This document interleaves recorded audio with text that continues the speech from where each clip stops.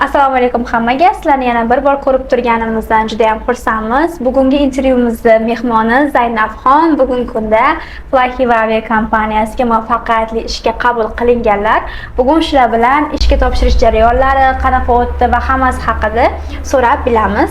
Zaynab, xush kelibsiz. Sizni ko'rganimdan juda ham xursandman. Ishga kirganingiz bilan yana bir bor tabriklayman. O'zingiz haqingizda ozgina ma'lumot berib o'tsangiz, chunki bu yerdagilar hammasi yangi, sizni tanishmaydi. Ismingiz, qatdansiz? Hurmatli tomoshabinlar deymizmi? Hurmatli Iroda opani kuzatuvchilari, sizlarni birinchi bo'lib tabriklamoqchiman, chunki juda ham bir o'z ishini mutaxassisni kuzatmoqdasizlar sizlar hozirda.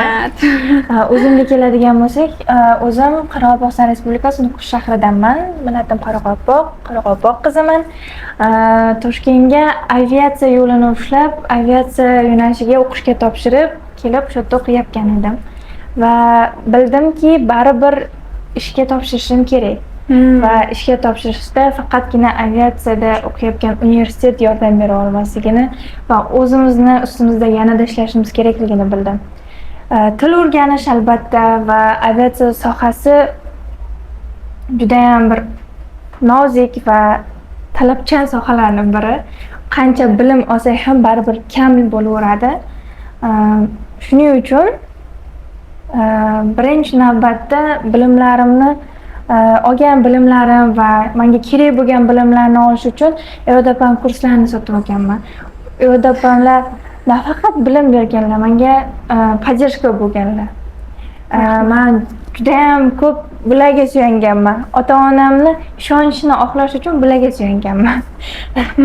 Ota-onaga ishonish boshqa yo'li, lekin ularga men bu yerda slabiylik qilyapman deb turib har doim bora olmaysiz. To'g'ri. Men bu yerda sal oqsayapman deb bora olmaysiz-da, lekin Iroda opamning oldiga to'g'ridan-to'g'ri borganman.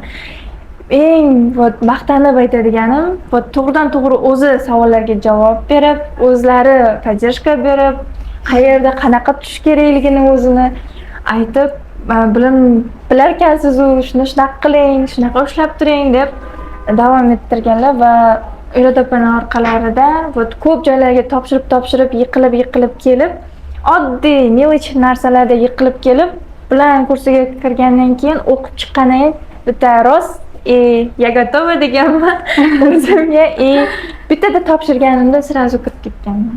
Zaynab menga yozganlari hali ham esimda.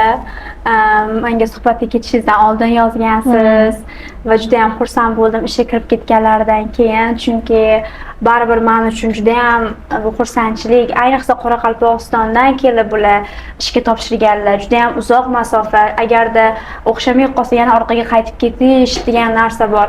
Shu tomonlarni ham o'ylab, men bularga imkon qadar yordam berishga harakat qilganman. O'zlarini ham potensiyallari rosa ham yuqori edi. Ko'rib turibsizlar, nutqlari ham juda ham chiroyli, odam ko'ngliga yoqadigan va mana bilimlari, shunchalik harakatlari bilan mana hozirda eng zo'r aviakompaniyalardan bittasida ishlayaptilar. Menga yozuvdilar, Zaynab, Iroda opa, siz bilan birga ishlash niyatim bor. Qaniydir shu maqsadim amalga oshsa, bitta reysda birga uchsa edi. Xudo xolasa nasib qilsa, bitta reysda ham uchish, o'sha yerda ham savol-javoblar, shunaqa intervyular, videolar olish nasib qilsa. Men juda ham xursandman sizning bu natijangizdan.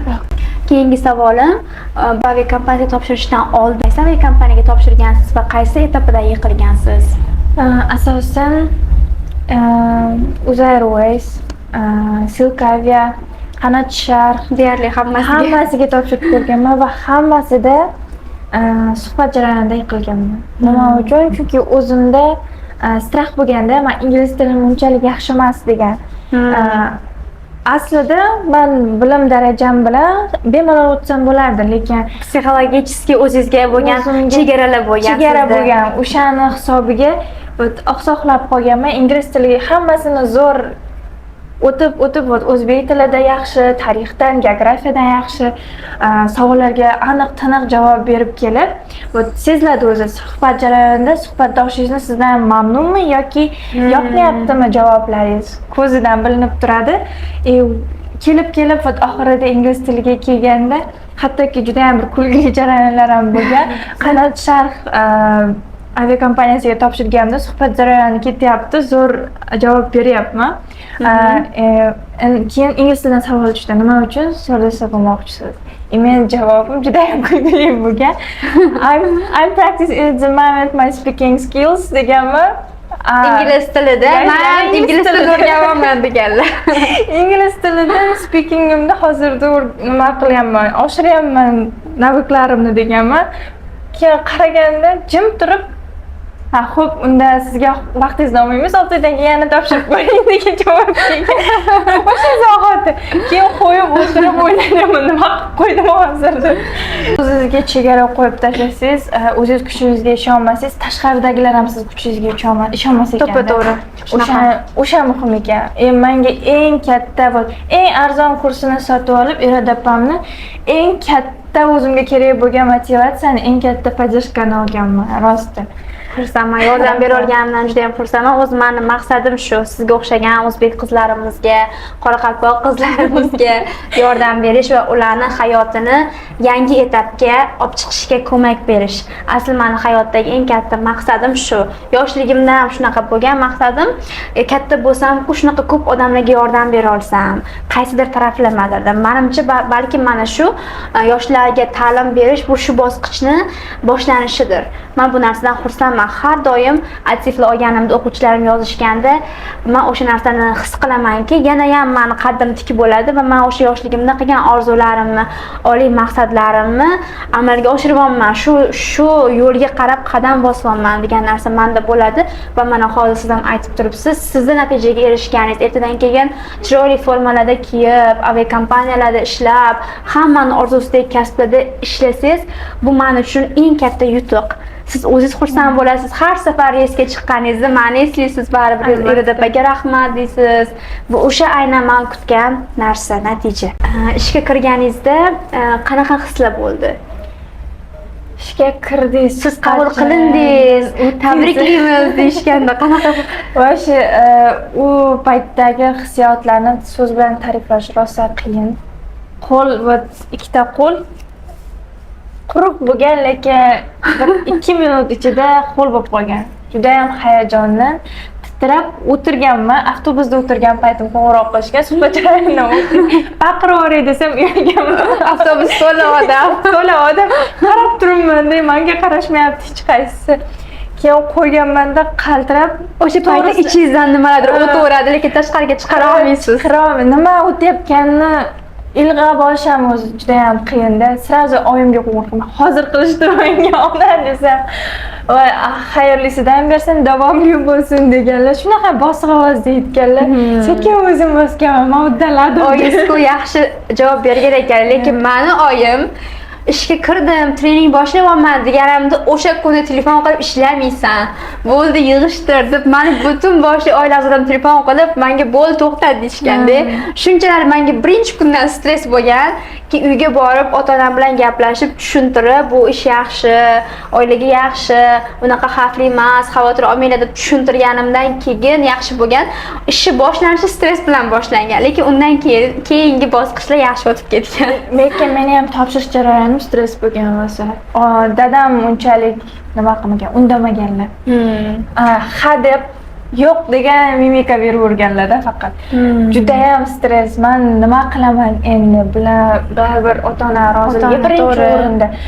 Yig'lab o'tirgan kunlarim ham bo'lgan. Stol ustida qayta nima qilingan, tushuntirish harakatlari, tushuntirish, uni razbor qilish, tortib, u yoqqa tortib, bu yoqqa tortib, shunaqa razborlar juda ham ko'p bo'lgan. Oxiri 1-2 yillik razbordan keyin shu yili maksimal tez va ko'p hujjat topshirish jarayoni ko'p bo'lgan. Nima deb o'ylaysiz? Ota-onasi mana shunaqa qarshilik qilayotganlar qanaqa yo'l tutsin? Balkim men ko'pincha aytaman, birinchi ishga topshirib ko'ring. Balkim siz ishga kira olmassiz, bu narsani bilmaysiz. U narsa uchun ota-ona bilan tortishish befoyda, ularning ko'nglini g'ash qilib, yaxshisi potensialingiz bor yo'qligini tekshirib ko'ring. Masalan, ustoz bilan, men bilan shug'ullanib ko'ring va men bo'ldi ishga kira olasiz, topshirib ko'ring deganimdan keyin menimcha ota-ona bilan gaplashish yaxshi. Chunki ko'pchilik aytadi, ba'zilarni bo'yiga to'g'ri kelmasligi mumkin, lekin ota-onasi bilan janjallashadi. Ota-onam ruxsat bermayapti deydi. Menimcha shunaqa paytda birinchi hujjat topshirib ko'rgan yaxshimi yoki ota-ona bilan maslahatlashgan nima deysiz? Birinchi baribir aytib, lekin baribir bu yoqdan o'zingizni bog'i sinab ko'rishingiz ham kerak. Baribir siz to'liq talabga javob berasizmi, yo'qmi? Agar bu yoqdan hammasi 100% zo'r, yaxshi bo'lyapti, o'sha paytda o'sha rezultat bilan ota-onangiz oldiga borib turib, mana meni shunaqangi joyga, shunaqa oylikli, shunaqa formali, shunaqa talabli va shunaqa obro'li joyga ishga qabul qilishdi. Men shunga munosib ekanman. Oyi, dada, keling sizni farzandlik burchimni yana bir xato qilishga ruxsat bering deb borsanglar, balki Hech qaysi ota-ona yo'q demaydi. Yo'q demaydi. Siz ko'zingiz yonib turadi. Rezultatni ko'rganing bitta yongan ko'z 2 karra 100 karra yonadi.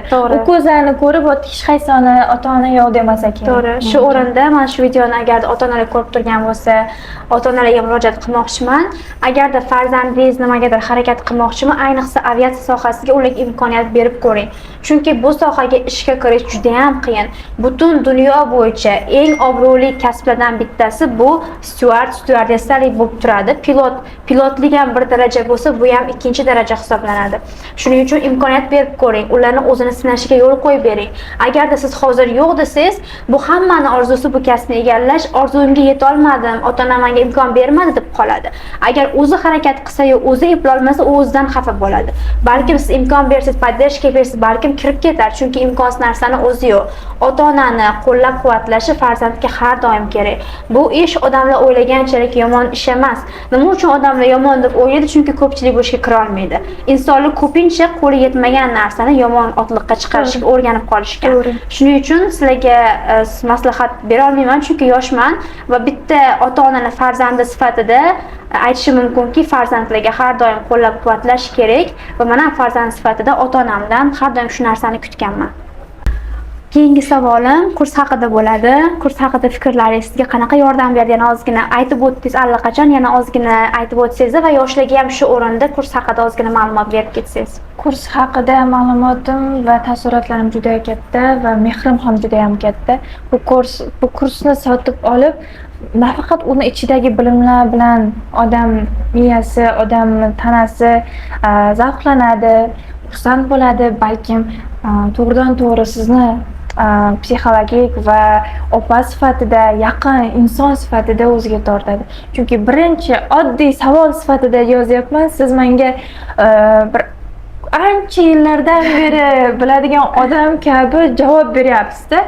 Biz bilamiz bir-birimizni, lekin shunaqa situatsiya bo'lib qoldi va biladigan odam kim? Meni dugonam shu. Bularga aytaman degan narsa bo'lganda taassurot bo'ldi-da. Eng muhimi shu deb bilaman. Kursni sotib olib, siz qaysi darajadagi kursni sotib olmang, hech qaysidan norozi bo'lib ketmaysiz, bu aniq.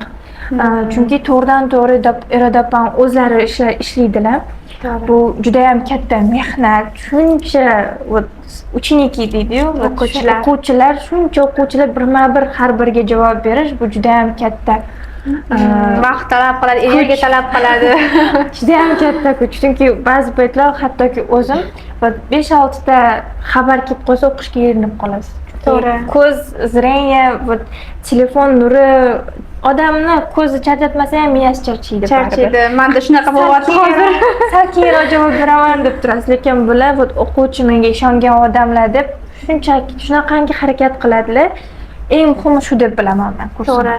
Men doim shu o'quvchilarga aytaman yoki kurs sotib olmoqchi bo'lganlarga, siz bitta to'lov qilib, siz bu kursni sotib olmadingiz, siz meni sotib oldingiz deb aytib qo'yaman. Chunki menga bo'lgan yo'l ochiq bo'ladi. Siz kurs sotib oldingizmi, menga xohlagan paytingiz yozing, men sizga javob beraman. Chunki men harakat qilmagan odamga yordam berishni xohlamayman. Chunki bu narsa tabiiy narsa. Siz bitta qadam qo'ydingiz, men siz tomonga 2 ta 3 ta qadam qo'yaman. Siz arzimagan 100 ming so'm to'lab kurs sotib oldingiz, men bilamanki bu inson harakat qiladi. Bu narsani orzusi bor, harakati bor deb men yana ham sizga ko'proq yordam berishga harakat qilaman. Chunki o'zi mening maqsadim yordam berish. Shuning uchun aytaman, nima kurs sotib olasizmi yoki seminar sotib olasizmi? Bo'ldi, sizga kontakt ochiq. Har doim menga 24/7 Telegram orqalimi yoki telefon orqali bemalol aloqaga chiqib maslahat so'rashingiz mumkin. O'quvchim bo'lmaganlar ham so'raganlar bor. Ularga ham baribir maslahatimni ayamayman imkon qadar. Lekin siz agar meni o'sha kurslarimga yozildingiz yoki qanaqadir jihatdan menga kontakt bog'ladingiz, bu degani biz o'sha kontaktdamiz degani. Shu tomonlari menimcha talabgorlar ularga yoshlarga anchagina qulaylik yaratib beradi. Hech qaysi bir kursda bunaqa imkoniyat yo'q deb bilaman men. Ko'rganman va dalil isbotlari bilan ham bor kerak. Nimaga bunaqa? Chunki men o'zim ham talaba bo'lganman, yoshligimda shunaqa kurslar sotib olganman. Aviatsiya sohasiga tayyorlanish paytida qiyin vaziyatlar boshimdan o'tgan va bilamanki ustoz kerak. Masalan, men unga maslahat berdim degani menda bilim kamayib qoldi degani emas va oldingi voqealarni eslab, o'zimda ustoz bo'lmagan vaqtlarni eslab, boshqalar shunaqa qiynalmasin, men ularga yordam bera olay. Ular meni haqqimga qilgan bitta duosi menga o'sha yetadi. Deyman, chunki menga ota-onam shunaqa tarbiya berishgan, oltin olma, duo ol deyishgan. Yangi topshiruvchilarga nima maslahat berasiz, o'g'il va qizlarga? Hozirda aviatsiya sohasi dunyo bo'ylab qabul davom etyapti rosti. To'g'ri. Dunyo bo'ylab hamma aviakompaniyalarda har doim qabul ochiq, bittasida yopilsa, ikkinchisida ochiq bo'ladi. Agar siz o'z kuchingizga to'liq ishonsangiz va men uddalayman desangiz, o'zingiz topshiring, tavakkal qiling, Xudoga ishoning. Birinchi navbatda agar qanaqadir qayerdadir o'zingizga chegara qo'ygan bo'lsangiz, menga o'xshab ingliz tilida yoki qanaqadir bir savollarga to'liq javob bera olmayman deb o'ylaydigan bo'lsangiz, unda Irodapanning kursini sotib olishni maslahat beraman, chunki ular yoningizga olgan bir katta tog'dayda yiqilsam shu tog'ning ustiga yig'ilaman deysiz. Yiqilmaydi-ya, sizni umuman yiqitmaydilar. Qayerda hisoblasangiz, o'sha joyingizni eng ojiz nuqtangizni davolashga malham bo'ladigan tabibdek, yig'lab olaman hozir. Shunaqa insonlar va kursni olib, o'zingiz bir qadam yaqin bo'lsangiz, ular sizga 2 qadam yaqin bo'ladi. Qayerga topshiraman desangiz ham sizni sharoitingizga, sizni talablaringizga javob beradigan joyini topib beradilar va yordam beradilar. Katta rahmat iliq fikrlaringiz uchun, rosa ham xursand bo'ldim va tomosha qilganinglar uchun sizlarga ham katta rahmat. Sizlarga ozgina bo'lsa ham yordam bera olgan bo'lsak, mana shu intervyu bilan qaysidir jihatdan sizlarga maslahatimiz foyda beradigan bo'lsa, biz bundan xursandmiz va sizlarga ham mana shunaqa aviakompaniyalarga ishga kirgan holatda ko'rishlik bizga nasib qilsin va shu narsani sizlarga tilaymiz. Keyingi videolarimizda ko'rishguncha, xayr.